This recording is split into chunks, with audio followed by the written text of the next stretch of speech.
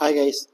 இந்த வீடியோவில் வந்து பார்த்தீங்கன்னா குளோபல் லெவலில் இப்போ போயிட்டு இருக்கிற மார்க்கெட் கண்டிஷன் வந்து என்னவா இருக்குது அப்படிங்கிறதையும் ட்ரம்ப் எடுக்கக்கூடிய அதாவது யூஎஸ் பிரசிடென்ட் டொனால்ட் ட்ரம்ப் எடுக்கக்கூடிய ஒரு சில முடிவுகள் வந்து எப்படி குளோபல் லெவலில் எக்கனாமிக்கில் எல்லா கண்ட்ரியும் அஃபெக்ட் பண்ணுது, அதே மாதிரி ஃபினான்ஷியல் மார்க்கெட்டையும் அஃபெக்ட் பண்ணுது அப்படிங்கிறதையே நம்ம இந்த வீடியோவில் பார்க்க போகிறோம். அது மூலமாக நம்ம இந்தியன் மார்க்கெட்டும் எந்த நிலமையில் இருக்குது, எதனால் அந்த மாதிரி ஆயிருக்கு அப்படிங்கிறதையும் நீங்கள் ஒரு கிளான்ஸ் பார்த்தீங்கன்னா இப்போ மார்க்கெட் என்ன சுச்சுவேஷனில் இருக்குது அப்படிங்கிறத ஃபண்டமெண்டலாக உங்களுக்கு ஓரளவுக்கு அண்டர்ஸ்டாண்ட் ஆயிரும். இந்த வீடியோ மூலமாக எக்கனாமிக்கலாகவும் நீங்கள் நிறைய விஷயங்களை புரிஞ்சுக்குவீங்க. ஸோ இந்த வீடியோவை ஸ்கிப் பண்ணாமல் பாருங்கள். இப்போ வந்து ஃபஸ்ட்டு ட்ரம்ப் என்ன பண்ணாருங்கிறத பார்க்க முன்னாடி நம்ம மார்க்கெட் என்ன கண்டிஷனில் இருக்குன்னு பார்ப்போம். இப்போ வந்து நிஃப்டி வந்து என்ன ஆயிருக்கு அப்படின்னு கேட்டிங்கன்னா, நிஃப்டி வந்து பயங்கரமாக ஃபாலோ ஆயிருக்கு. அதாவது எங்கிருந்து அப்படின்னா 26,281 அப்படிங்கிற அந்த நம்பர்லேருந்து நிஃப்டி ஹை பாயிண்ட்லேருந்து பெரிய ஃபால் ஆகி கிட்டத்தட்ட 22,000 அப்படிங்கிற நம்பர் வரைக்கும் வந்து ஃபால் ஆயிருக்கு. இப்போ இது வந்து ஒரு பெரிய ஃபால் தான். ஏன்னு கேட்டிங்கன்னா கிட்டத்தட்ட 1996க்கு அப்புறம் நடந்த ஒரு மிகப்பெரிய கண்டினியூஸ் லாசிங் ஸ்ட்ரீக் வந்து இந்த ஃபால் தான் அப்படின்னு நம்ம சொல்கிறோம். அதாவது கண்டினியூஸ் லாசிங் ஸ்ட்ரீக், அதாவது லாசிங் ஸ்ட்ரீக் அப்படிங்கிறத நம்ம சொல்கிறோம். ஏன்னா லாசிங் ஸ்ட்ரீக் அப்படின்னா என்னென்னா தொடர்ந்து லாஸ் ஆகிட்டு இருக்கிறது. சரிங்களா? இப்போ நீங்கள் ஒரு ட்ரேடிங் பண்ணுறீங்க அப்படின்னா ஒரு ப்ராஃபிட் பண்ணுவீங்க, ஒரு லாஸ் பண்ணுவீங்க, அதுக்கப்புறம் 2 ப்ராஃபிட் பண்ணுவீங்க, அப்புறம் ஒரு லாஸ் பண்ணுவீங்க, அப்புறம் ஒரு 2-3 ப்ராஃபிட் பண்ணுவீங்க. இந்த மாதிரி இருக்கும் இல்லையா? இந்த தொடர்ந்து ப்ராஃபிட் பண்ணக்கூடிய இந்த சினாரியோ தான் வின்னிங் ஸ்ட்ரீக் அப்படின்னு சொல்லுவோம். அதாவது எத்தனை நாள் நீங்கள் தொடர்ந்து ப்ராஃபிட் பண்ணீங்க, நீங்கள் டோட்டலாக ப்ராஃபிட் பண்ணதில்லை, எத்தனை நாள் தொடர்ந்து ப்ராஃபிட் பண்ணீங்க அப்படிங்கிறது. அப்போது தொடர்ந்து ப்ராஃபிட் பண்ணுற மாதிரி தொடர்ந்து லாஸிங் அப்படிங்கிறது பண்ணுவீங்க இல்லையா? அப்படி பண்ணும்போது அதுதான் லாஸிங் ஸ்ட்ரீக்னு சொல்லுவோம். கிட்டத்தட்ட 1996க்கு அப்புறமா இப்போ தான் வந்து ஒரு பெரிய லாஸிங் ஸ்ட்ரீக், அதாவது தொடர்ந்து லாஸ் ஆகி வீக்லி லாஸ் ஆகிட்டே இருந்து தொடர்ந்து பெரிய லாஸை இப்போ ஃபேஸ் பண்ணிட்டு இருக்கிற அந்த ஃபால் அப்படிங்கிறது பார்த்தீங்கன்னா இந்த ஃபால் தான். ஸோ அதனால தான் இந்த ஃபாலை பற்றி அதிகமாக நம்ம பேச வேண்டிய கட்டாயத்தில் இருக்கிறோம். இப்போ வந்து யூஎஸ் டாலர் விசஸ் ஐஎன்ஆர், அதாவது வந்து யூஎஸ் டாலர் உடைய மதிப்பு நம்ம இந்திய ரூபாய்க்கு என்ன மதிப்பில் இருக்குது அப்படிங்கிறத பார்த்தீங்கன்னா கிட்டத்தட்ட ஹையாக போச்சு. அதாவது 88 ரூபா வரைக்கும் நம்மளுடைய ரூபாய் மதிப்பு போச்சு. அதாவது நீங்கள் எப்பவுமே புரிஞ்சுக்கணும், ஹையாக போச்சு அப்படின்னா நம்மளுடைய ரூபாய் மதிப்பு வந்து குறைஞ்சிருக்குன்னு அர்த்தம். அதாவது 88 ரூபா கொடுத்து ஒரு யூஎஸ் டாலரை வாங்கியிருந்தோம். ஆனால் இப்போ வந்து பார்த்தீங்கன்னா 86 ரூபா கொடுத்து ஒரு 86 ரூபா 50 பைசா கொடுத்தாலே ஒரு யூஎஸ் டாலர் வாங்குற அளவுக்கு மார்க்கெட் கீழே வந்தது. ஓகேங்களா? இது வந்து 88 ரூபாங்கிறது ஹையஸ்ட். முதல்லலாம் பார்த்தீங்கன்னா எனக்கு ஞாபகம் இருந்த டைமில் நான் ஸ்டாக் மார்க்கெட் அப்படிங்கிறத அந்த ஃபஸ்ட் டைம் பார்க்குற டைமில் 74 ரூபா யூஎஸ் டாலருக்கு உண்டான இந்திய மதிப்பு அப்படின்னு சொல்லி வரும். அதாவது 74 ரூபா கொடுத்து நீங்கள் ஒரு யூஎஸ் டாலரை வாங்கிக்கலாம். அதுக்கப்புறம் பார்த்தீங்கன்னா அந்த 74லேருந்து கிட்டத்தட்ட 80 மாதிரி இப்போ பாருங்கள் ஹையஸ்ட் ரேட்டில் 88 ரூபா வந்து நிற்கிது. இப்போ இந்த 88 ரூபா அப்படிங்கிறது வந்து ரொம்ப ஹையஸ்ட்டு. இதுக்கு நடுவில் ஆர்பிஐ வந்து தலையிட்டு இந்த கரன்சியுடைய ஃப்ளக்சுவேஷனை வந்து குறைச்சாங்க. எப்படி குறைப்பாங்க அப்படின்னா, ஆர்பிஐ வந்து நார்மலாகவே வந்து அவங்க கரன்சி ரிசர்வ் வச்சுருப்பாங்க. யூஎஸ் டாலர் வந்து ரிசர்வ் வச்சுருப்பாங்க. நம்ம நாட்டில் எப்பவுமே அந்த ரிசர்வ் இருக்கும். அதை என்ன பண்ணுவாங்கன்னா, இந்த மாதிரியான நம்மளுடைய மதிப்பு குறையிற டைமில் ஆர்டிஃபிஷியலாக டிமாண்டை இன்க்ரீஸ் பண்ணுவாங்க. அதாவது வந்து நம்மளுடைய யூஎஸ் டாலரை செல் பண்ணி இந்தியன் ருப்பீஸை வந்து பை பண்ணுவாங்க. அப்படி பை பண்ணும்போது திருப்பியும் கொஞ்சம் பழைய நிலைமை குறைஞ்சி வரும். அப்படி குறைஞ்சு ரீசெண்டாக வந்த லோ தான் 86.50. ஸோ 86 ரூபா 50 பைசா கொடுத்தோம்னா ஒரு டாலர் கொடுக்கலாங்க அப்படிங்கிற லெவலுக்கு வந்தது. அதுக்கப்புறம் எகெயின் வந்து மார்க்கெட் மூவ் ஆகி என்ன ஆயிடுச்சு அப்படின்னா இப்போ 87 ரூபா 50 பைசா இருக்குது. ஸோ கிட்டத்தட்ட நம்மளுடைய இந்திய ரூபாயோட மதிப்பு ரொம்ப வீழ்ச்சி அடைஞ்சுதான் இருக்குது அப்படிங்கிறது கிளியராக காமிக்குது. ஓகேங்களா? ஸோ 86 ரூபாய்க்கு கொண்டு வந்தாங்க, திருப்பியும் வந்து என்ன இருக்குது 87 ரூபா 50 பைசா போயிருக்கு. ஸோ இது வந்து யூஎஸ் டாலருடைய, அதாவது நம்ம இந்தியன் ருப்பீஸோடைய நிலைமை இதுவும் வீக்காக தான் இருக்குது. இப்போது இந்த இந்தியன் ருப்பீஸ் வீக் ஆனதுக்கு பல காரணங்கள் இருக்குது. நான் ஏற்கனவே ப்ரீவியஸ் வீடியோவில் சொல்லியிருக்கேன், அதையும் கொஞ்சம் பாருங்கள். இப்போ வந்து பார்த்தீங்கன்னா 2020 எஃப்ஐஐ செல்லிங்கில் என்ன நிலைமையில் இருக்குது அப்படின்னா 2025 ஜனவரி மாதத்தில் கிட்டத்தட்ட 43,000 கோடி வந்து எஃப்ஐஐ செல் பண்ணியிருக்காங்க. அதுவே வந்து பிப்ரவரி மாதத்தில் பார்த்தீங்கன்னா 29,000 கோடிக்கு மேலே செல் பண்ணியிருக்காங்க. அதே மார்ச் மாதத்தில் பார்த்தீங்கன்னா கிட்டத்தட்ட இப்போ 12,000 கோடி இப்போ ஒரு 4-5 நாளாக செல் பண்ணியிருக்காங்க. இப்போது இந்த டைமில் பார்த்தீங்க அப்படின்னா ஓவரால் அக்குமுலேட்டிவாக என்ன சொல்கிறாங்க அப்படின்னா 1,00,000 கோடி வரைக்கும் எஃப்ஐஐ செல் பண்ணியிருக்காங்க. இந்த 1,00,000 கோடி எஃப்ஐஐ செல் பண்ணியிருக்காங்க அப்படின்னா இது வந்து ஒரு பெரிய செல்லிங், சாதாரணமான செல்லிங் இல்லை. இதுக்கு வந்து ரீசன் வந்து தலைவர் ட்ரம்ப் தான். ஓகேங்களா? இவர் வந்து என்ன பண்ணியிருக்காரு அப்படின்னா, என்ன பண்ணார், ஏன் வந்து இவர் இந்த மாதிரி பண்ணுறாரு அப்படின்னா, ஃபர்ஸ்ட் ஆஃப் ஆல் வந்து இவர் எலெக்ஷன் நிற்கும் போதே ஒரு சில வாக்குறுதி கொடுத்து தான் நின்னார். So make America great again அப்படிங்கிறது தான் ஒரு இம்பார்ட்டண்ட்டான ஒரு பார்ட்டு. இது எல்லாருமே சொல்லுவாங்க. ஆனால் ட்ரம்ப் வந்து சீரியஸாக அதில் வந்து அமெரிக்கா தான் பவர்ஃபுல்லான நாடாக இருக்கணும், மற்ற எல்லா நாட்டை விட நம்ம பவர்ஃபுல்லாக இருந்தோம், நம்ம இனிமேலும் பவர்ஃபுல்லாக இருக்கணும் அப்படிங்கிறது தகுந்த மாதிரியான ஒரு சில விஷயங்களை வந்து பண்ணால் பெட்டராக இருக்கும் அப்படிங்கிறது இவருடைய தாட் ப்ராசஸ். இப்போ இவர் என்ன பண்ணாரு அப்படின்னு கேட்டிங்கன்னா, டேரிஃப், அதாவது வந்து டேரிஃப்னா என்ன அப்படிங்கிறத ஃபர்ஸ்ட் நம்ம பார்த்துருவோம். டேரிஃப்னா என்னன்னா, ஃபர்ஸ்ட் வந்து பார்த்தீங்கன்னா ஒரு நாடு வந்து கண்ட்ரி ஏன்னு ஒன்று இருக்குன்னு வச்சுக்கோங்களேன், கண்ட்ரி பின்னு ஒன்று இருக்கும். கண்ட்ரி ஏ அதாவது யூஎஸ்ஏன்னு கூட வச்சுக்கலாம் நீங்கள். யூஎஸ்ஏ வந்து எக்ஸ்போர்ட் பண்ணுவாங்க இன்னொரு கண்ட்ரிக்கு அவங்களுடைய நாட்டு உற்பத்தி ஆகிற பொருள்லாம். இது நமக்கு நார்மலாக தெரிஞ்ச விஷயம்தான். அதே மாதிரி மற்ற நாடுகள் வந்து யூஎஸ்க்கு எக்ஸ்போர்ட் பண்ணுவாங்க. அதே மாதிரி இது வந்து யூஎஸை பொறுத்த வரைக்கும் இம்போர்ட்டு, ஓகேங்களா. யூஎஸ் வந்து எக்ஸ்போர்ட்டும் பண்ணும், யூஎஸ் வந்து இம்போர்ட்டும் பண்ணும் மற்ற நாடுகள்ல இருந்து. இப்போது இந்த டேரிஃப் அப்படிங்கிறது என்னன்னா, இதில் வந்து இது வந்து யூஎஸ்ஏன்னு வச்சுக்கோங்க. கண்ட்ரி ஏ வந்து யூஎஸ்ஏ அப்படின்னா கிட்டத்தட்ட டேக்ஸை வந்து இன்க்ரீஸ் பண்ணுறது, அதாவது வந்து ஒரு பொருள் வந்து இம்போர்ட் பண்ணி நம்ம நாட்டுக்குள்ளே வருது அப்படின்னா அந்த பொருள் வந்து வேற ஒரு நாட்டில் தயாரிச்ச பொருளாக இருக்கும். அதை நம்ம இம்போர்ட் பண்ணுறோம் அப்படின்னா அதுக்கு ஒரு டேக்ஸ் போடுவாங்க, ஓகேங்களா. இந்த டேக்ஸ் தான் வந்து டேரிஃப் அப்படின்னு சொல்கிறோம். இதே மாதிரி எக்ஸ்போர்ட்டுக்கும் டேரிஃப் போடுறாங்க, இம்போர்ட்டுக்கும் டேரிஃப் போடுறாங்க. இது மூலமாக என்ன நடக்குது அப்படின்னா, இப்போ எக்ஸாம்பிளுக்கு சிம்பிளான லாஜிக்கில் சொன்னோம்னா, இப்போது ஒரு நாடு இருக்குது, இந்தியா இருக்குன்னு வச்சுங்களேன். இந்தியாவில் வந்து பார்த்தீங்கன்னா ரைஸ் வந்து உற்பத்தி ஆகுது. இந்த ரைஸை வந்து பார்த்தீங்கன்னா எக்ஸ்போர்ட் பண்ணுறாங்க வெளிநாட்டுக்கு. நம்ம ரைஸில் வந்து ஒரு டாப் லெவல் எக்ஸ்போர்ட்டர்னு வைங்களேன், வெளிநாட்டுக்கு எக்ஸ்போர்ட் பண்ணுறாங்க. அப்படி எக்ஸ்போர்ட் பண்ணும்போது நம்மளுடைய உள்நாட்டு உற்பத்தி, உள்நாட்டு கன்சப்ஷனுக்கு வந்து ரைஸ் வந்து பத்தலை அப்படின்னு வச்சுங்களேன். அதை பத்தலை அப்படின்னா என்ன பண்ணுவாங்கன்னா, ரைஸை எக்ஸ்போர்ட்டுக்கு டேக்ஸ் போட்டுருவாங்க. இப்போது எக்ஸ்போர்ட்டுக்கு டேக்ஸ் போட்டாங்க அப்படின்னா ரைஸுடைய ஏற்றுமதி வந்து கம்மியாயிடும். அப்போது உள்நாட்டில் வந்து நமக்கு வந்து என்ன ஆகிடும், ஒரு அதிகமான அரிசி கிடைக்கும். உள்நாட்டு பயன்பாட்டுக்கு தேவையான அரிசி கிடைக்கிறதுனால நமக்கு வந்து பார்த்தீங்கன்னா வெளிநாட்டு எக்ஸ்போர்ட் பண்ணுறப்ப டேக்ஸ் போட்டால் போதும், நமக்கு ஆட்டோமேட்டிக்காக கொஞ்சம் எக்ஸ்போர்ட் வந்து குறையும். இது வந்து ஒரு கண்ட்ரோலிங்காக பயன்படுத்துகிறாங்க. அதாவது வந்து இன்ட்ரெஸ்ட் ரேட்டை எப்படி இன்ஃப்ளேஷனுக்கு கண்ட்ரோலிங்காக பயன்படுத்துவாங்களோ அந்த மாதிரி வந்து பார்த்தீங்க அப்படின்னா நம்ம இந்த டேரிஃப் அப்படிங்கிறத வந்து இம்போர்ட் எக்ஸ்போர்ட் பண்ணுறதுக்கும் நம்ம நாட்டில் உள்நாட்டு உற்பத்தியை பெருக்கிறதுக்கும் குறைக்கிறதுக்கும் உண்டான கண்ட்ரோலிங் டூலாக வந்து பயன்படுத்துகிறாங்க இந்த டேரிஃபை. இதுதான் வந்து சிம்பிளாக சொல்லப்போனால் ஒரு நாட்டுடைய ஏற்றுமதி பண்ணும்போதும் சரி, வெளிநாட்டிலேருந்து இறக்குமதி பண்ணும்போதும் சரி, நமக்கு அதில் ஒரு டேக்ஸை போட்டாங்கன்னா அதுக்கு பேர் டேரிஃப் அப்படிங்கிறது அர்த்தம். இப்போது யூஎஸ் வந்து என்ன பண்ணியிருக்காங்க அப்படின்னா டேரிஃபை வந்து இன்க்ரீஸ் பண்ணியிருக்காங்க. அதாவது வந்து யூஎஸுடைய நாட்டில் இம்போர்ட் பண்ணக்கூடிய, அதாவது யூஎஸ்ஏல வெளிநாட்டிலிருந்து இம்போர்ட் பண்ணக்கூடிய எல்லா பொருளுக்குமே வந்து பார்த்தீங்கன்னா டேரிஃப் வந்து போடுறாங்க. அதாவது இம்போர்ட்டை நான் அதிகப்படுத்த போகிறேன்னு சொல்லியிருக்காங்க. இதுக்கு காரணம் என்ன அப்படின்னு கேட்டிங்கன்னா, சிம்பிளாக வந்து இப்போது ஸ்டீல்லிருந்து எடுத்துக்குவோம். ஸ்டீல் தான் முதல்ல டேரிஃப் போட்டாங்க. ஸ்டீல் வந்து உற்பத்தி அங்கிருந்தா வந்து பெரிய மார்க்கெட் ஃபாலும் நமக்கும் ஆச்சு. ஏன்னா ஸ்டீல் வந்து நம்மளும் ஏற்றுமதி பண்ணுறோம் யூஎஸ்ஏக்கு. மெயின் ஏற்றுமதியாளர் யாருன்னு கேட்டிங்கன்னா சைனா. இப்போது சைனா வந்து ஸ்டீலை வந்து யூஎஸ்க்கு ஏற்றுமதி பண்ணுது, யூஎஸ் வந்து இம்போர்ட் பண்ணி யூஸ் பண்ணுறாங்க. அப்போது யூஎஸ்க்குள்ளே இருக்கக்கூடிய ஸ்டீல் உற்பத்தியாளர்கள் இருக்காங்களே, உள்நாட்டு உற்பத்தியாளர்கள், அவங்கெல்லாம் வந்து பார்த்தீங்கன்னா பாதிக்கப்படுறாங்க.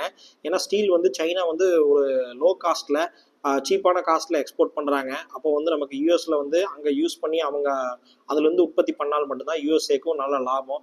அதாவது அவங்க ஸ்டீல் கம்பெனிஸ் ஸ்டீல் உற்பத்தி பண்ணுற ப்ராடக்ட்ஸ் எல்லாமே வந்து லாபத்தில் பண்ண முடியும், ஏன்னா கம்மி ப்ரைஸில் ஸ்டீல் கிடைக்குது அப்படிங்கிறது. ஆனால் சைனா வந்து பார்த்தீங்க அப்படின்னா இதை நல்லா யூஸ் பண்ணிக்கிட்டு நிறைய ப்ராடக்ட் எக்ஸ்போர்ட் பண்ணுறாங்க. கிட்டத்தட்ட சைனாவிலேருந்து தான் ஸ்டீலை டிபெண்ட் பண்ணி ஆகணும் அப்படிங்கிற மாதிரியான சுச்சுவேஷன் வருது. அப்போ யூஎஸில் வந்து என்ன பண்ணுறாங்கன்னா, சைனாவை வந்து நம்ம பெருசாக வளர விடக்கூடாது, சைனா வந்து ஒரு one of the important competitor அப்படிங்கிறது வந்து யூஎஸ்க்கு அப்படிங்கிறது டொனால்ட் ட்ரம்ப் நம்ம அந்த எலெக்ஷன் நிற்கும் போதுக்கு முன்னாடி இருந்தே சொல்லிட்டு இருக்காரு. ஸோ அதனால ஸ்டீலுக்கு முதல்ல இம்போர்ட் டேரிஃப் போட்டாங்க. அப்போ என்ன ஆகுது அப்படின்னா, ஸ்டீலுக்கு அதிகமான வரி விதிக்கிறது மூலமா ஸ்டீலுடைய உற்பத்தி வந்து உள்நாட்டு உற்பத்தி பெருகுது. ஏன்னா வெளிநாட்டிலேருந்து நீங்கள் இம்போர்ட் பண்ணி வாங்கி யூஸ் பண்ணுறாங்க அப்படின்னு வச்சுக்கோங்களேன், அப்போ வந்து அந்த அளவுக்கு வந்து அவங்களுக்கு லாபத்தில் கிடைக்காது. ஏன்னா ப்ரைஸே வந்து ஜாஸ்தியாக இருக்கும், ஏன்னா டேக்ஸ்னால. அப்போ உள்நாட்டு உற்பத்தியாளர்களுக்கு வந்து அது ஒரு வாய்ப்பு அமையும். ஆனால் இதில் வந்து செகண்ட் பேக் ஃபயர் ஒன்று இருக்குது, அதை வந்து நான் இன்னொரு வீடியோவில் சொல்கிறேன். இந்த மாதிரியான டேரிஃப் குறைக்கிறதுனால மட்டுமே உள்நாட்டு உற்பத்தி வந்து இன்க்ரீஸ் ஆயிருமா, இதனால் சைட் எஃபெக்ட் இல்லையான்னு கேட்டிங்கன்னா அதுக்கு ஒரு பேக் ஃபயர் இருக்குது. அதை நம்ம அடுத்தது பார்ப்போம். இப்போ யூஎஸ் வந்து என்ன பண்ணியிருக்காங்க அப்படின்னா, டேரிஃபை வந்து எல்லா கண்ட்ரிக்கும் ப்ராடக்ட்டுக்கு இம்போர்ட் பண்ணுறதை வந்து இன்க்ரீஸ் பண்ணதுனால இது வந்து முதல் வந்து இந்த பிரச்சனை வந்து ஸ்டார்ட் ஆச்சு. அதே மாதிரி இது வந்து என்ன பண்ணணும்னா மற்ற கண்ட்ரியோடைய எக்ஸ்போர்ட்டை வந்து பாதிக்கும். அதாவது வந்து மற்ற கண்ட்ரிஸ் எக்ஸ்போர்ட் வந்து பண்ணிட்டு இருப்பாங்க யூஎஸ்க்கு ரெகுலராக. ஏன்னா யூஎஸ் பெரிய ஒரு எக்கானமி. அதனால அவங்களுக்கு வந்து எக்ஸ்போர்ட் பண்ணுறது, இப்போ எக்ஸாம்பிளுக்கு சைனாவே இப்போ பயங்கரமாக பாதிப்படையும்.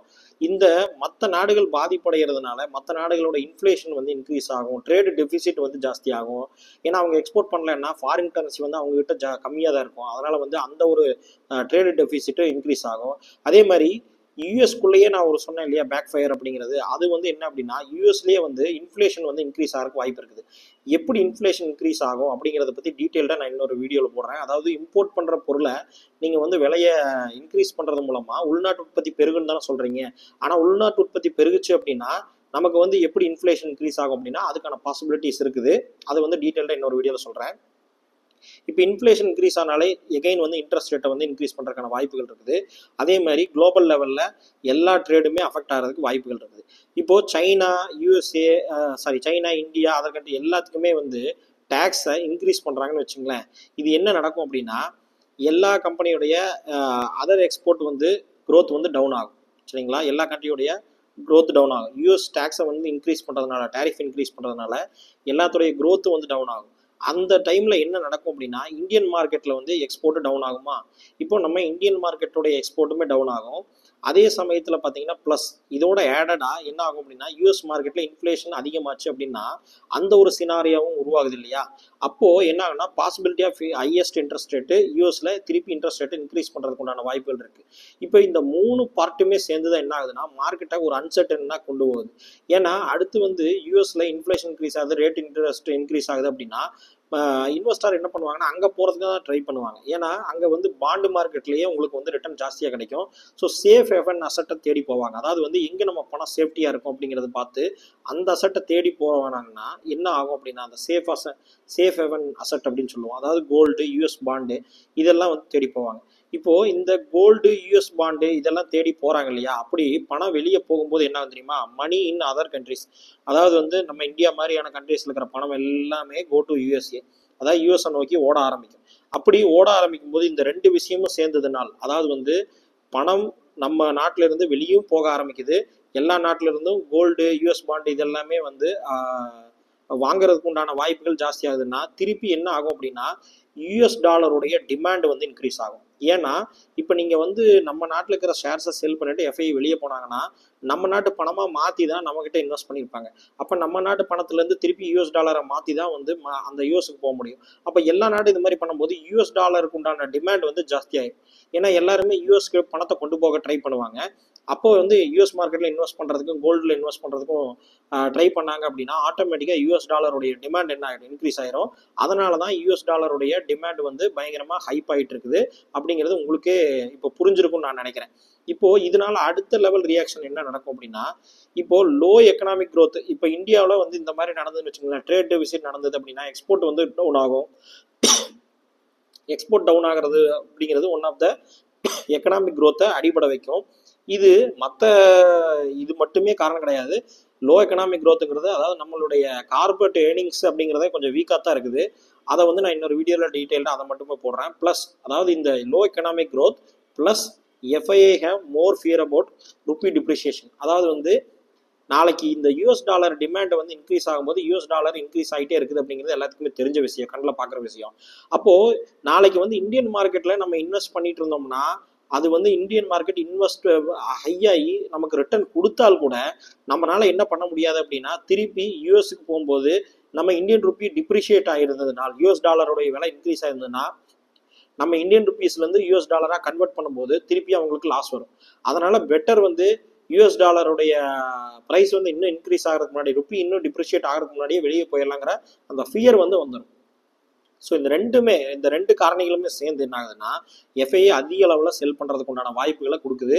அதனால தான் இந்த அதிக அளவில் செல் பண்ணுறாங்க. அப்போது அதிக அளவில் செல் பண்ணும்போது அதுவுமே வந்து பார்த்தீங்கன்னா நம்மளுடைய ட்ரேட் டெபிசிட், அதாவது யூஎஸ் டாலருடைய ரிசர்வ் வந்து குறைக்கும். அதாவது நம்ம வந்து யூஎஸ் டாலர் வந்து எந்த அளவுக்கு நம்ம நாட்டுக்குள்ளே இருக்குதோ அந்த அளவுக்கு வந்து பார்த்தீங்கன்னா நம்மளால வந்து வெளியே யூஎஸ் டாலரை விற்று நம்மளோட இந்தியன் ருப்பீஸை வாங்க முடியும். ஸோ கரன்சியை வந்து ஸ்டெபிலிட்டி கொண்டு வரதுக்கு உண்டான சான்சஸ் வந்து இருக்கும். இப்போது எஃப்ஐஏல வெளியே போனாங்க அப்படின்னா அந்த பணமெல்லாம் யூஎஸ் நம்ம இந்தியாவை விட்டு வெளியே போகுதுன்னு வச்சுங்களேன், இப்போ ஆட்டோமேட்டிக்காக என்ன ஆகும்? நம்மகிட்ட இருக்கிற யூஎஸ் டாலர் ரிசர்வ் வந்து குறைய ஆரம்பிக்கும். நம்மக்கிட்ட வந்து ட்ரேட் டெபிசிட் ஜாஸ்தியாக இருக்கும்.